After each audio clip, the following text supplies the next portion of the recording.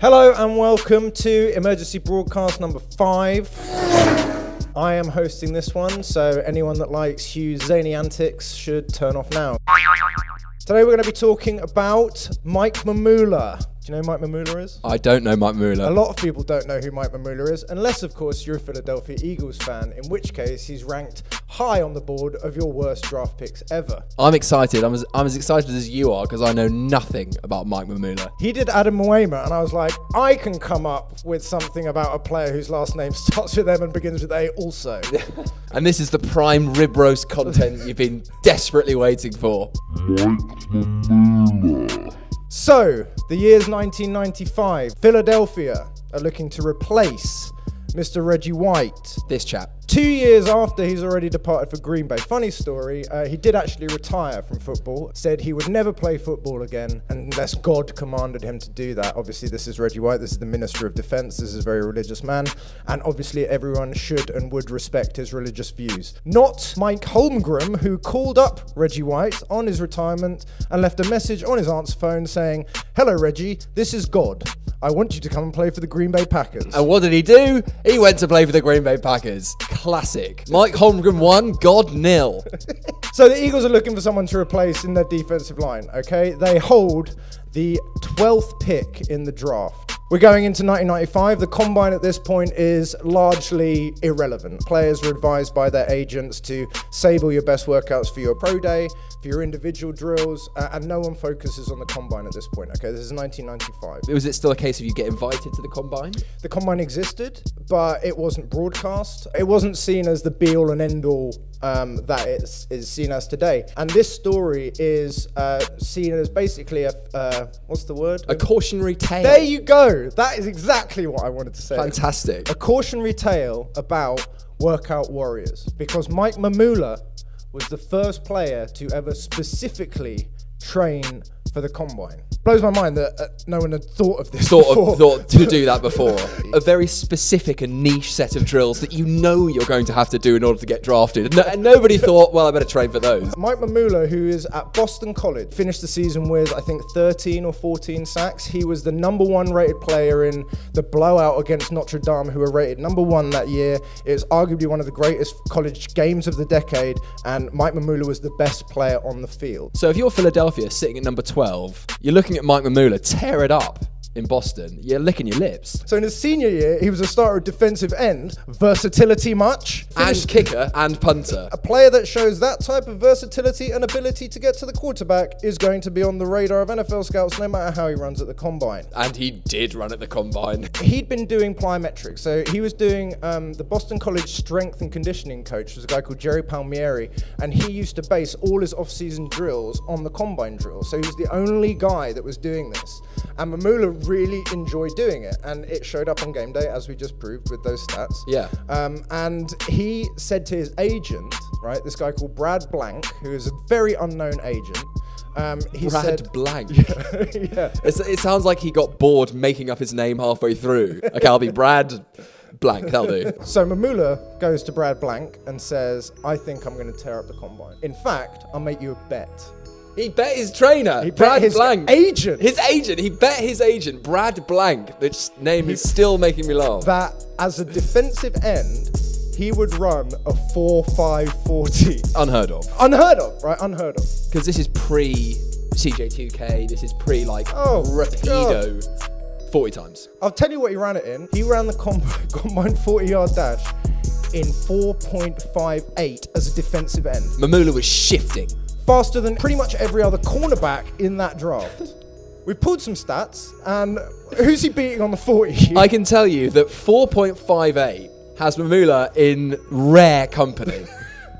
He ran the 40 in the same time as Seattle Seahawks running back Sean Alexander. He ran it in the same time as Cincinnati Bengals wide receiver Peter Warwick, featured here in plastic. In the same time as Baltimore Ravens running back Jamal Lewis. But it's not just speed that Mike has, he's got strength as well. He's got 26 reps on a 225 bench press. Who's that better than, Hugh? That's better than Khalil Mack. Are you kidding me? Mike Mamula setting the combine on fire. So fast and strong. but can he jump? Has he got hops, Hugh? He has got hops. I'm How pretty about sure he does. 38.5 inches? Are you kidding me? He's jumped out the building. He has jumped out of his shoes, reaching the same height, which was 38.5. as Odell Beckham Jr. Let me say that one more time.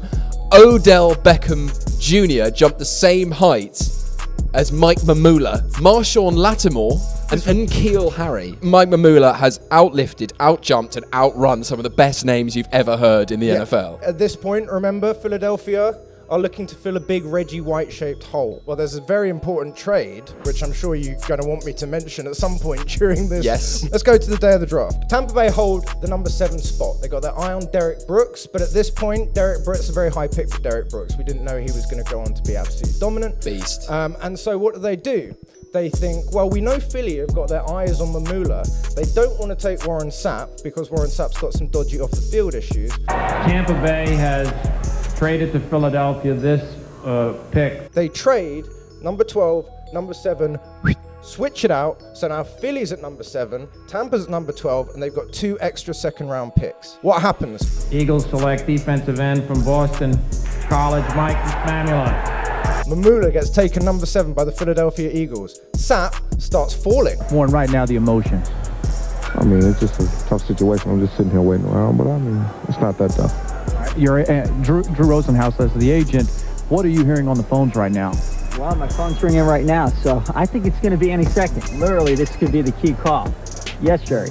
I got to take this call, guys, okay? Sapp falls all the way to number 12. With the 12th pick of the first round, Tampa Bay selects defensive tackle, University of Miami, Warren Sapp. Where the hungry Tampa Bay Buccaneers snap him up. But they're not done. First year GM, who was your GM at that time? I think it was McKay. Yes. Tampa Bay, with the 28th pick in the first round, has selected linebacker from Florida State, Derek Brooks. He's going to take those 2 second-round picks that he got to trade with Philly, flip them, jump back into the first round, grab Derek Brooks as well at the end of the first round. What a draft. The greatest draft class in history. Warren Sapp and Derek Brooks, and you give Philadelphia Eagles a big sack of shit. How did that all shake out? How many Pro Bowls did Warren Sapp and Derek Brooks go to combined? 18 off the top of my head, both in the Pro Football Hall of Fame. Both. What happens to Mike Mamula? NFL commissioner mispronounces his name. Mike Mamula. Which is ironic because the commissioner at that point was Paul Tagliabue.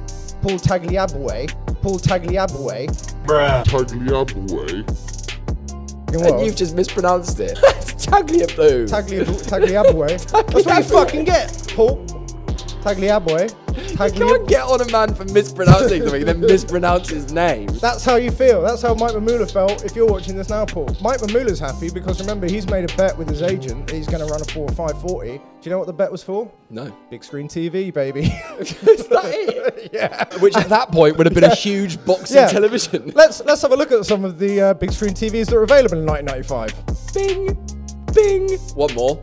Bing. That's what Mamula got out of it. Now, it's easy to say that he was shit and that he was a bust. That's an easy narrative to spin. Low-hanging fruit. Low-hanging fruit. I mean, the guy had 31.5 sacks in 6 years. He had 2 seasons of 6 sacks. He wasn't terrible. He was injury-plagued. He was undersized. Yes, he wasn't Warren Sapp. Yes, he wasn't Derek Brooks. But he wasn't a bad player. I mean, if you want Philadelphia busts, Jerome McDougal. You ever heard that name? No, because he sounds like a Scottish rude boy. He was the first-round pick that the Eagles traded up to get. He had 2 sacks in his whole career, and his career ended 2006. Plays against Tampa, very close game. He gets called for a face mask on, who's Gradkowski? Bruce Gradkowski. Bruce Gradkowski. Flag goes up, 15-yard penalty. He kicks the fucking flag, another 15-yard penalty. Tampa get the field goal, go on to win the game. We'll take that. Yes, thank you, Jerome Mr. McDougal. Mamula, he played hard. He should have really been a third down rusher. You know, I think he got a bit of a bad rap. I mean, look at it as either a cautionary tale for workout warriors in the combine. But how funny, what an intelligent, he was the first person to go, I'm good at football, but I'm just going to train for the combine. I'm just going to practice these exact drills. We need to separate myself here in a field. I'm a 5'6" defensive end with size 6 shoes. 1995, so number 1, you got the Bengals, and they take Kijana Carter, running back. who's like fine. Then Tony Baselli to the Jags. Then Steve McNair to the Houston Oilers. Wait a minute. Tony Baselli, who got less on the 225 bench press in that year than Mike Mamula. Yeah, Top offensive tackle in the draft. The Jaguars sniffed out Mike Mamula. They were like, he's just trained for this. He's putting different shoes on for each event. He knows what he's doing. Various other agencies were just like, well, fuck it, we'll do this for our people. IMG, mega agency. Yeah. They ended up doing it. Now there's over 100 different cottage industries of people training specifically for the drafts, because that's what people do now. They go to like individual indoor training centers and train just at those drills so they can boss their combine, and then at the pro day they do their catching and all that sort of stuff. So it's hard to say, just because Tampa Bay absolutely smashed this draft and then set up their Super Bowl run in sort of 7 years' time. In that respect, because the Eagles traded with them, you can say that it's a bit of a bust, but he wasn't that bad. Bottom line is, you've both ended up with the same number of Super Bowls. Yeah, all right. All right. So there you have it. Another emergency broadcast in the can. Another thrilling, scintillating journey through the NFL history. The lineage of niche NFL bullshit that you choose to watch. We give you the history of the players that you can't find on YouTube. As always, reminding you to stay indoors, love your mother, and what? Wash your hands. Wash your bloody hands. But then now, he kicks the flag that's out there. That's the kick right there. Bryant from Baylor University is trying to end the game.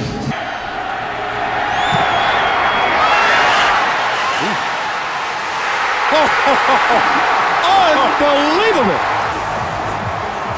The NFL record is 63 yards. This one went 62. That's the kick right there.